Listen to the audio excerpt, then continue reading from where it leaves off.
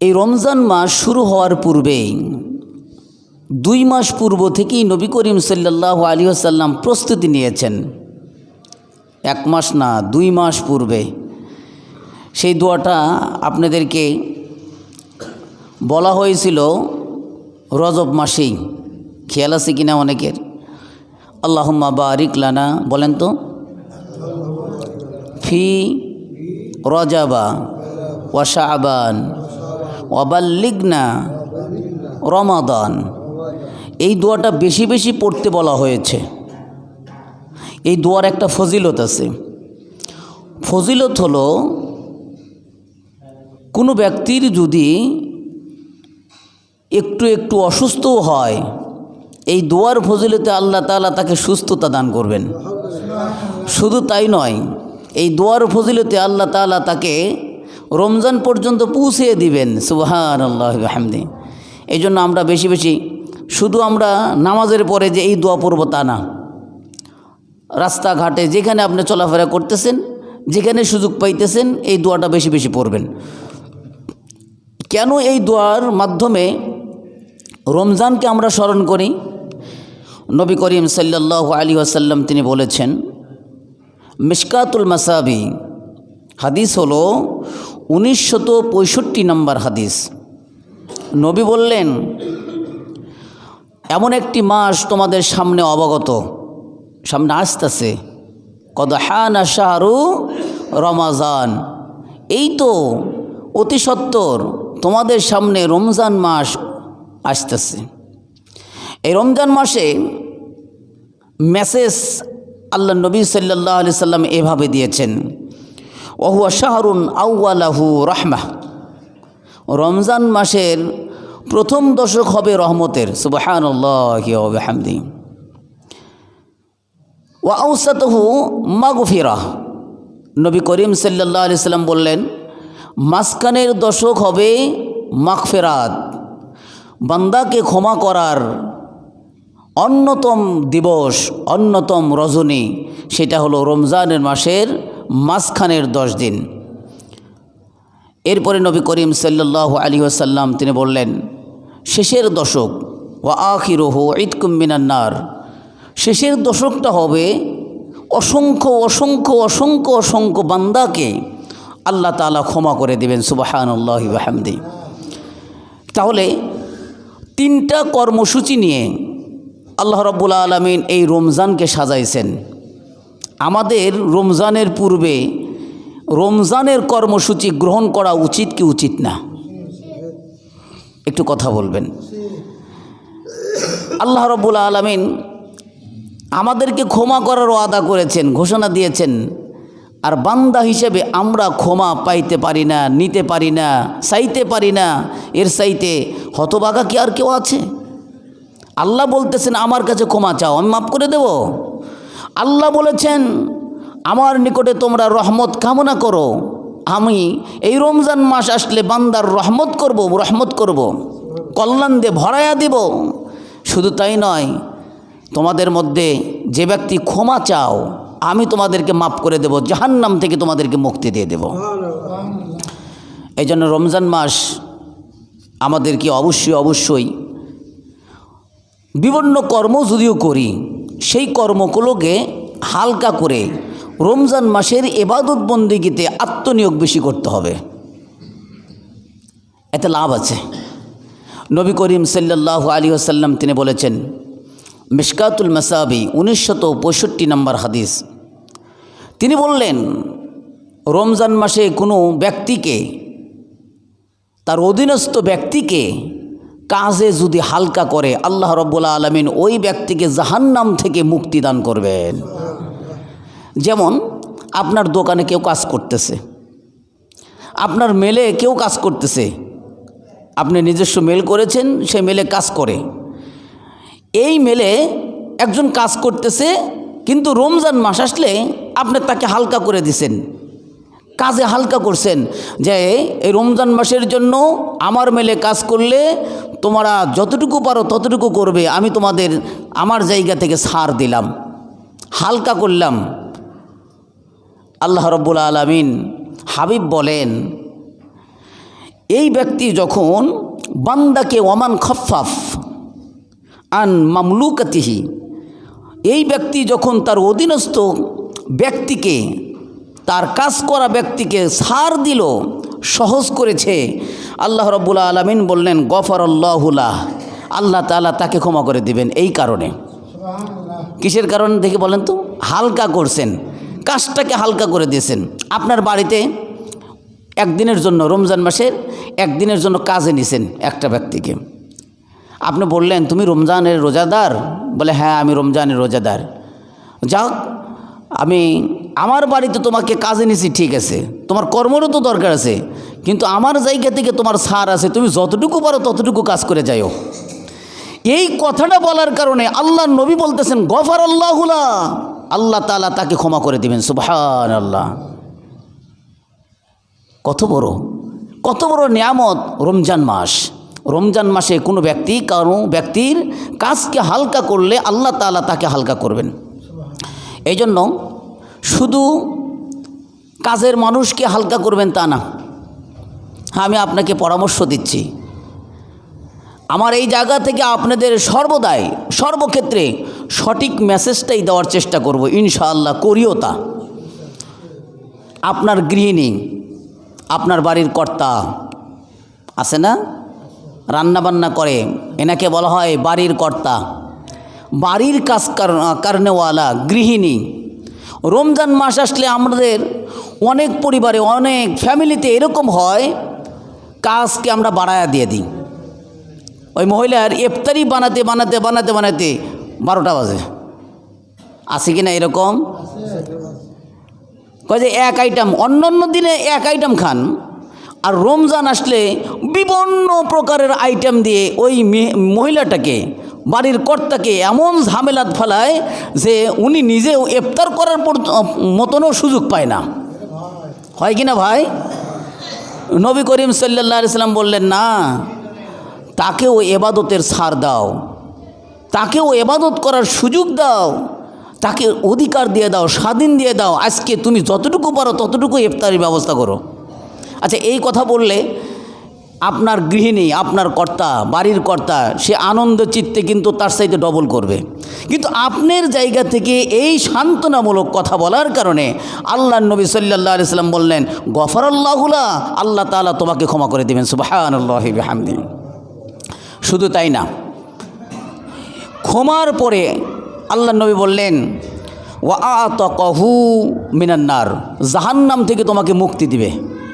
সুবহানাল্লাহি ওয়া বিহামদিহি। তাহলে রমজান মাস আসলে আমরা নিজের কাজকেও হালকা করব, অন্যের কাজকেও হালকা করব। বেশি ভারী কাজ করে রমজানে আমরা রোজাকে ছেড়ে দেব না। অনেক ভাইকে দেখি, দেখাও যায়, লক্ষ্য করা যায়, রমজানের রোজার মতন এমন গুরুত্বপূর্ণ রোজা কি আর আছে ভাই? কথা বলেন। রমজানের রোজার মতন এমন গুরুত্বপূর্ণ রোজা নাই, কিন্তু অনেক ভাইকে দেখা যায় কাজের কারণে রমজানের রোজা ছেড়ে দেয় কি না? আহা, কত বড় অন্যায়, কত বড় অন্যায়, যে অন্যায়ের সীমাবদ্ধতা নেই। আল্লাহ তাআলা আপনাকে অর্ডার করেছেন, রমজানের রোজা আপনার উপর ফরজ করেছেন, আপনি বিনা কারণে একটা কাজের জন্য আপনি রমজানের রোজা ত্যাগ করলেন, আল্লাহর ডর আপনার মধ্যে আসলো না, আপনাকে আল্লাহ তাআলা সংশোধন করবে না। আল্লাহ তাআলা ওই জাতিকে সংশোধন করেন যে জাতি ঈমান আনে আর তাকওয়া অবলম্বন করে। পরিবর্তন কার, কোন জাতির দেখি বলেন তো? পরিবর্তন হলো ওই জাতির যে জাতি ঈমান অনায়ন করে আর তাকওয়া অর্জন করে। আল্লাহ তাআলা তিনি বলেছেন সূরা আনআম 129 নম্বর আয়াত, আল্লাহ তাআলা ওই জাতির পরিবর্তন করেন যে জাতি ওয়ালাউ আন্না আহলাল কুরা আমানু ওয়াত্তাকা, আল্লাহ তাআলা এমন জাতির পরিবর্তন করেন যে জাতি ঈমান আনয়ন করে এবং তাকওয়া অবলম্বন করে। তাকওয়া কি? আল্লাহর ভয়। তাহলে কি করবে জানেন? আল্লাহ তাআলার পক্ষ থেকে ওয়ালাউ ফাতাহনা আলাইহিম মিন বারাকাতি মিনাস সামাই ওয়াল আরদ, আল্লাহ তাআলা ওয়াদা দিলেন দুইটা কাজ কোনো উম্মত কোনো জাতি যদি করে, দুইটা কাজ আল্লাহ তাআলা তাদেরকে মদত করবেন আকাশ থেকে জমিন থেকে। সুবহানাল্লাহ। কি মদত করবেন? বলে বারাকাতিন, আল্লাহ তাআলা তাদেরকে বরকত দিয়ে ভরপুর করে দিবেন। আকাশ থেকেও যেভাবে বরকত দিবেন, জমিন থেকেও ওইভাবে বরকত দিবেন। আর এই দুইটি কাজ কোনো জাতি করে নাই, কোনো উম্মতে করে নাই, ঈমান আনে নাই, তাকওয়া অর্জন করে নাই। আল্লাহ তাআলা তিনি বলতেছেন, কোরআনের কথা, আল্লাহ বলতেছেন এই জাতিকে দুইটা বিষয়ে আল্লাহ তাআলা শাস্তি দিয়ে পাকড়াও করবেন। কয় বিষয়ে? জাতির যদি অকল্যাণ আল্লাহ চায়, জাতির যদি ক্ষতি আল্লাহ চায়, তাহলে দুই বিষয় দিয়ে আল্লাহ তাআলা তাদেরকে শাস্তি দেন। একটা হলো বালা মুসিবত, ঝড় তুফান, ভূমিকম্প, এটা একটা আল্লাহর পক্ষ থেকে গজব। আর একটা হলো শাসন ব্যবস্থা দিয়ে আল্লাহ তাআলা তাদেরকে শাস্তি দিবেন। শাসন ব্যবস্থা কেমন? নবী করিম সাল্লাল্লাহু আলাইহি সাল্লাম তিনি বলেছেন, শুআবুল ঈমান 7048 নম্বর হাদিস, নবী বলছেন কামা তাকুনা তুয়াল্লা আলাইকুম, তোমাদের শাসক ওই রকম হবে যেরকম জনগণ ওই রকম তার শাসক হবে। হাদিসটা কোথায়? শুআবুল ঈমান লিল বাইহাকি, ইমাম বাইহাকি রহমতুল্লাহ আলাই তিনি বললেন, নবী করিম সাল্লাল্লাহু আলাইহি সাল্লাম বলেছেন তোমাদের শাসক ওরকম হবে যেরকম তোমাদের জনগণ হবে। অর্থাৎ জনগণ, এটাই কিন্তু স্বাভাবিক, এটা কিন্তু সত্য কথা। আম গাছ আম ফল দেয়, জাম গাছ জাম ফল দেয়, কলা গাছ কলা ফল দেয়। তাহলে আমরা ভালো, আমাদের শাসক ভালো, আমরা মন্দ, আমাদের শাসক মন্দ, আমরা মধ্যম, আমাদের শাসক মধ্যম। কথা বুঝছেন? এটা কিন্তু নবীর কথা। তাহলে নবী করিম সাল্লাল্লাহু আলাইহি সাল্লাম তিনি বললেন যে শাসন ব্যবস্থাটা অবশ্যই অবশ্যই আল্লাহ তাআলার পক্ষ থেকে দেওয়া একটা নিয়ামত। কি বলেন? এটা কিন্তু নিয়ামত। এই জন্য নবী বললেন শাসক যদি ভালো, তার প্রজারা ভালো, প্রজারা যদি ভালো, শাসক ভালো। দুই কথাই সহি, কাউকে মন্দ বলার অবকাশ নেই। আমরা অনেক সময় দেখি শাসককে গালি দেয়, গালি দেয় না? এ ভাই গালি দেয় না? গালি দেয়। ইসলাম শাসককে গালি দিতে বলে নাই, বরঞ্চ শাসককে দোয়া করতে বলেছেন। কত বড় চমৎকার ইসলাম! ইসলাম বলেছেন শাসকের জন্য দোয়া করো। ইমাম বাইহাকি রহিমাহুল্লাহ তিনি বলেন, আল্লাহ যদি আমার কোনো একটা দোয়া কবুল করত, আমি যদি জানতাম যে আমার একটা দোয়া কবুল হবে। আচ্ছা, আমাদের এখানে কি কেউ জানেন যে দোয়া কবুল হবে? আল্লাহ কথা বলেন ভাই, আমার ওয়াজ মনে হয় অনেকে উল্টা দিকে বোঝে না। দয়া করে আমার ওয়াজ কখনোই উল্টা দিকে বুঝবেন না। আমি নীতি ন্যায়সঙ্গত কথা বলি, কোরআন ও হাদিসের সহি রেফারেন্স দিয়ে কথা বলি। বাইহাকি তিনি বলতেছেন, ইমাম বাইহাকি তিনি বলতেছেন, আল্লাহ যদি আমার কোনো একটা দোয়া কবুল করতো, আমি যদি জানতাম, তাহলে দোয়া করতাম, আল্লাহ তুমি আমার এই শাসককে হেদায়াত দান করো, এই দোয়াটা করতাম। কেন করতেন? বলে আল্লাহ তাআলা যদি শাসককে ন্যায়সঙ্গত বানান, তার প্রজারা ন্যায়সঙ্গত হয়। শাসক যদি ভুল পথে যায়, আমি যদি ভুল পথে যাই, আপনারা সবাই ভুল পথে যাবেন না? লোকমা দিবেন কিন্তু আপনারা, সত্যি কথা। আমার ভুল হওয়ার সাথে সাথে ওই যে আপনি জানেন যে জুমার নামাজ 2 রাকাত ভুল করছি, একটা সেজদা দিই নাই, সাথে সাথে আপনারা লোকমা দিবেন। কেন? বলে হুজুর আপনি ভুল করছেন, তাই না? সম্মানিত মুআজ্জাজ মুহতারাম উপস্থিতি শুধু, আল্লাহ তাআলা গজব দেয় কোন পদ্ধতির? 2 পদ্ধতির। একটা হলো বালা মুসিবত দিয়া, আর একটা শাসক দিয়া। আবার আল্লাহ তাআলা নিয়ামত দেন এইভাবেই, আবার উত্তম শাসক দিয়ে আল্লাহ তাআলা নিয়ামত দান করেন। সুবহানাল্লাহ বলেন। দেশ শান্তি হবে, সুশৃঙ্খল হবে সকলের মতামতের ভিত্তিতে। সকলের মতামত যদি দ্বিমত হয়, তাহলে দেশ কিন্তু সুশৃঙ্খল হবে না। হবে কি ভাই? এই জন্য আমাদের সকলের মতামত একই প্ল্যাটফর্মে আসতে হবে।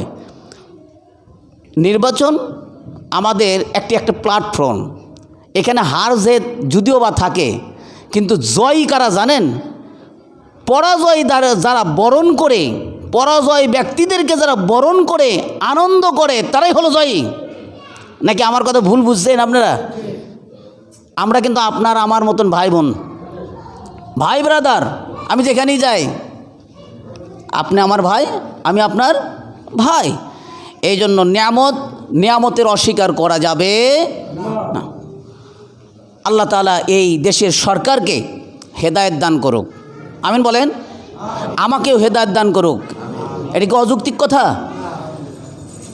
হেদায়েত আল্লাহ তাআলা আমাদের সবাইকে করবেন যদি আমরা হেদায়েত চাই। আল্লাহ তাআলা তিনি বলতেছেন, আল্লাহ তাআলা তিনি বলেন, কোনো কওম পরিবর্তন না হওয়া পর্যন্ত, এই সমাজ যদি আমরা পরিবর্তন না হয়, আল্লাহ তাআলা ইচ্ছা করে পরিবর্তন করবেন না। এই জন্য আমাদেরকে মাঝে মাঝে উদ্যোগ গ্রহণ করতে হয়, মাঝে মাঝে প্রসেসিং করতে হয়, এই কাজ করতে হবে, আমাদেরকেই উদ্যোগ নিতে হবে। আল্লাহ তাআলা সূরা রাদের 11 নম্বর আয়াতে বলছেন, ইন্নাল্লাহা লা ইউগায়্যিরু মা বিকওমিন হাত্তা ইউগায়্যিরু বিআনফুসিহিম। আল্লাহ তাআলা ওই কওমকে পরিবর্তন করেন না যতক্ষণ না ওই কওম নিজেরা পরিবর্তন না হয়। সুবহানাল্লাহ বলেন। তাহলে আমরা তো পরিবর্তন, এই অবস্থার পরিবর্তন দেশের জন্য নিয়ামত। দেশের জন্য কি বলেন? আল্লাহ তাআলা তাই বললেন, এই নিয়ামতের শুকরিয়া আদায় করতে হবে, নিয়ামতের শুকরিয়া আদায় করতে হবে। আল্লামা আব্দুল মালেক সাহেব তিনি কিন্তু একটা মারাত্মক কথা বলেছেন, গুরুত্বপূর্ণ একটা কথা বলেছেন। যাই যেটাই বলেন, আমরা কিন্তু মুসলমান। কি বলেন? কোনো ব্যক্তিকে ছোট করে দেখার ইসলামে কোনো সুযোগ নাই। একজনের মাথায় টুপি আছে, এ উত্তম ব্যক্তি, আর একজনের মাথায় টুপি নাই, উত্তম ব্যক্তি না, এটা বলার সুযোগ ইসলামে দেয় নাই। লা তাহকিরান্না বিল মারুফ, এই শিক্ষাটা আমাদেরকে সামনে রমজান মাস শিক্ষা দিবে। রমজান মাসে বারাকা যদি অর্জন করতে চান, অবশ্যই অবশ্যই আপনার মধ্যে দুইটা জিনিস সেটিং করতে হবে, একটা হলো ঈমান আর একটা হলো তাকওয়া। আমি কিন্তু এই কথার ভিত্তিতে এই পর্যন্ত আসলাম। মানুষের কল্যাণ কখন হবে বলেন তো? দুই কথা, একটা হলো ঈমান, একটা কি বলেন, আর একটা কি তাকওয়া। মানুষের ঈমান আর তাকওয়া যদি ঠিক না থাকে, আল্লাহ তাআলা দুই প্রকারের গজব দিয়ে এই ধ্বংস করে দিবেন। আর মানুষের ঈমান আর তাকওয়া যদি ঠিক থাকে, আল্লাহ তাআলা নিয়ামত দিয়ে ভরপুর করে দিবেন, বারাকা দিবেন, আকাশ থেকেও দিবেন, জমিন থেকেও দিবেন। সুবহানাল্লাহ বিহামদিহি। সামনে আমাদের বরকতের মাস, সামনে আমাদের কিসের মাস? বরকতের মাস। আমরা কিন্তু যাই যেটাই করি, একই কবরে একজনকে যাইতে হয়। কয়জনকে যাইতে হয়? তাহলে চিন্তা করতে হবে, আমার কবরের সামানা আমাকে সংগ্রহ করতে হবে, সামনের জিন্দেগি আমাকেই গড়তে হবে। আজকে আমাদের অনেকের ভুল আছে, এরকম ভুল কি জানেন? অন্যের থেকে ভুলকে সংশোধন করি।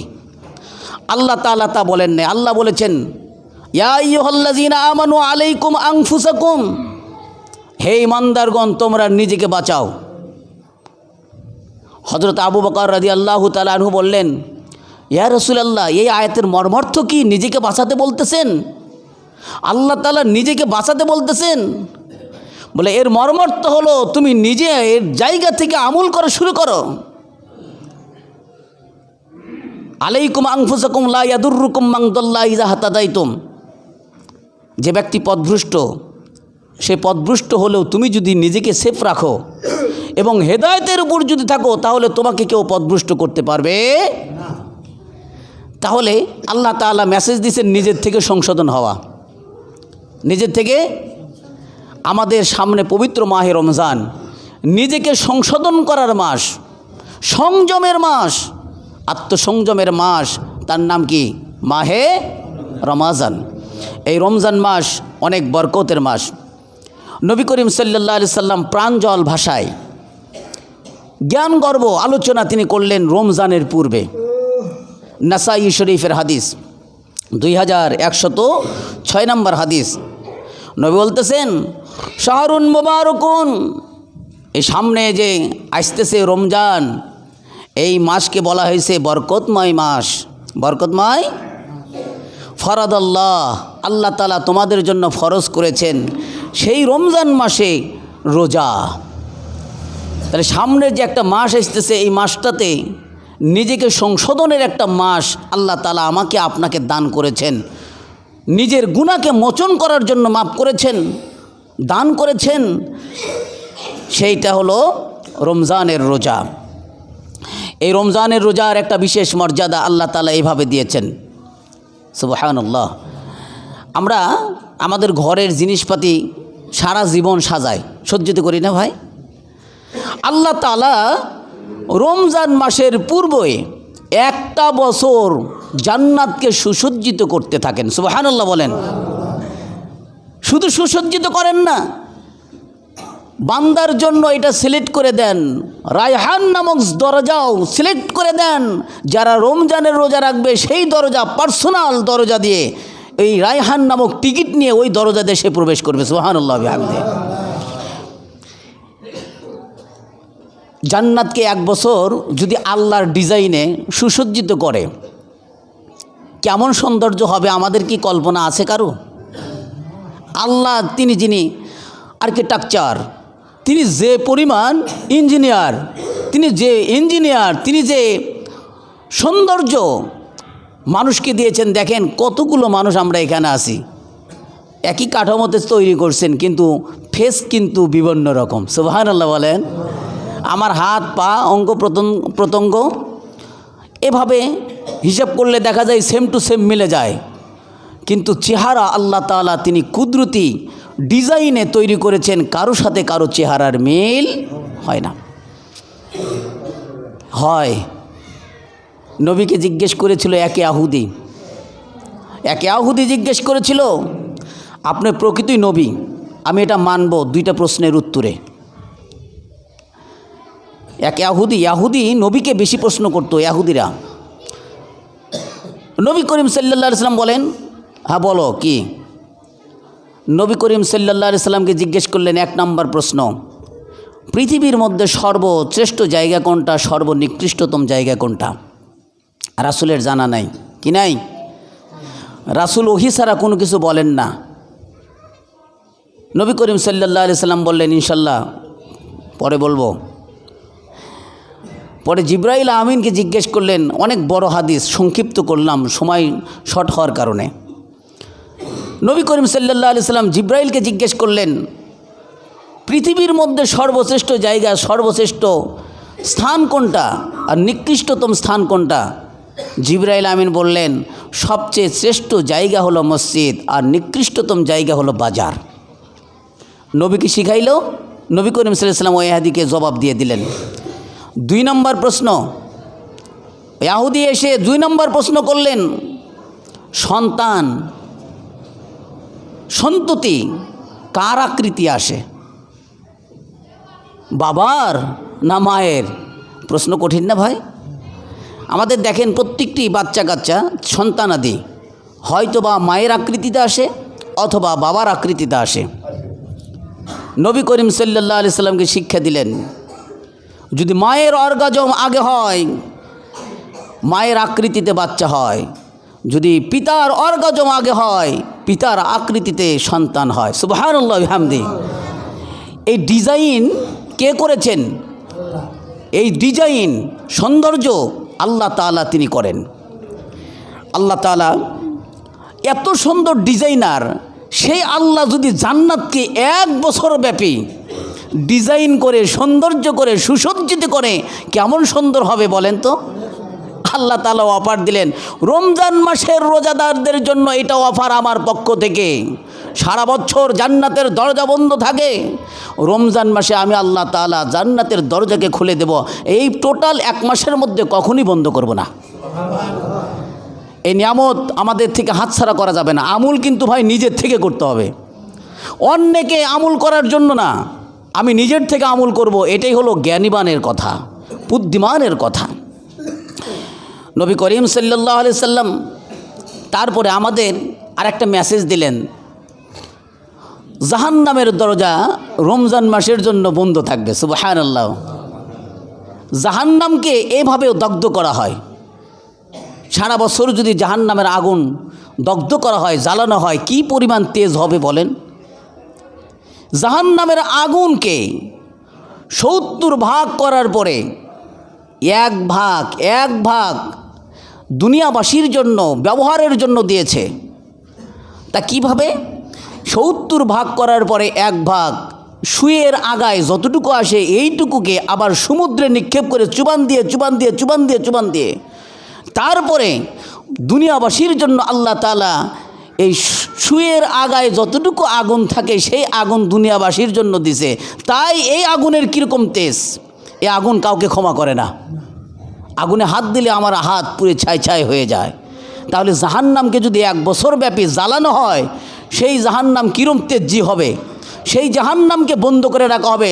রমজান মাসে কখনোই জাহান্নামের দরজাকে খোলা হবে না, কিন্তু জান্নাতের দরজা আল্লাহ রাব্বুল আলামিন বান্দাদের জন্য কল্যাণার্থে আল্লাহ তাআলা জান্নাতের দরজাকে খুলে দিবেন।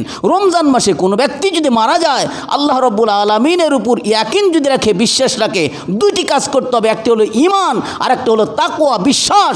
এই 2টা জিনিস কোনো ব্যক্তির মধ্যে যদি উপস্থিত থাকে, আল্লাহ রাব্বুল আলামিন ওই বান্দাকে রমজান মাসে ইন্তেকাল করার কারণে আল্লাহ তাকে মাফ করে দেবেন। সুবহানাল্লাহ।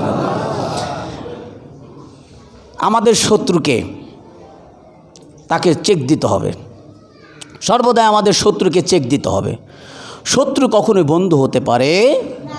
পকেটের মধ্যে সাপ নিয়ে বসে থাকবেন, এটা কি বুদ্ধির কাজ? সাপকে কখনোই পকেটে কেউ রাখে না। জ্ঞানবান মানুষ যে সাপের সম্পর্কে জানে না, এই লোকটাই শুধু সাপকে পকেটে রাখে। আমাদের সমাজে শুধু চর্চা হয় ভাই, আলোচনা হয় না, সমালোচনা হয়। কিন্তু ইসলাম তা বলে না এই সমালোচনা করো না, কখনো না। সাবধান, সমালোচনা থেকে বিরত থাকো।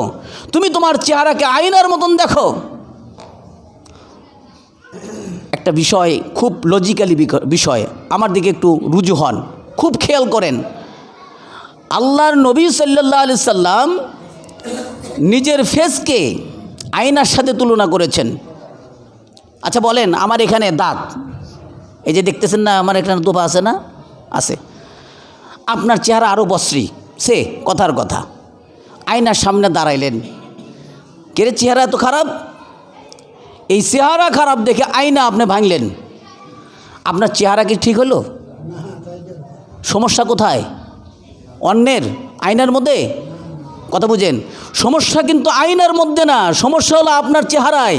এই জন্য ইসলাম বলেছে তুমি নিজে ঠিক হও। সবাই ঠিক, তুমি নিজে ঠিক না, কেউ ঠিক না। আগে নিজেকে সংশোধন করতে হবে। এই জন্য জ্ঞানবান ব্যক্তি নিজে সংশোধন হওয়ার জন্য শত্রুকে কাছে রাখে না, শত্রু থেকে সবসময়ের জন্য সর্বদাই সজাগ থাকে। মিস্টার ইবলিস, শয়তান আমাদের জন্য চিরশত্রু। কি শত্রু? আল্লাহ রাব্বুল আলামিনের হাবিব বলেন, চিরশত্রু যেহেতু মিস্টার শয়তান, এই শয়তানের কারণে আমার খালেস বান্দারা নেকি কর্ম করতে বিরত থাকে। আমি এই রমজান মাসে এই শয়তানকে শৃঙ্খলাবদ্ধ করব। এই শয়তান যেন আমার খালেস বান্দাদের নেকি করাতে কোনো প্রকার বিঘ্নতা সৃষ্টি না করে। রমজান মাসে শয়তানকে আটকে রাখবে। তারপরেও কেউ যদি শয়তানকে করে, এখন বলবেন শয়তানের দোষ না আপনার দোষ? দেখি বলেন তো।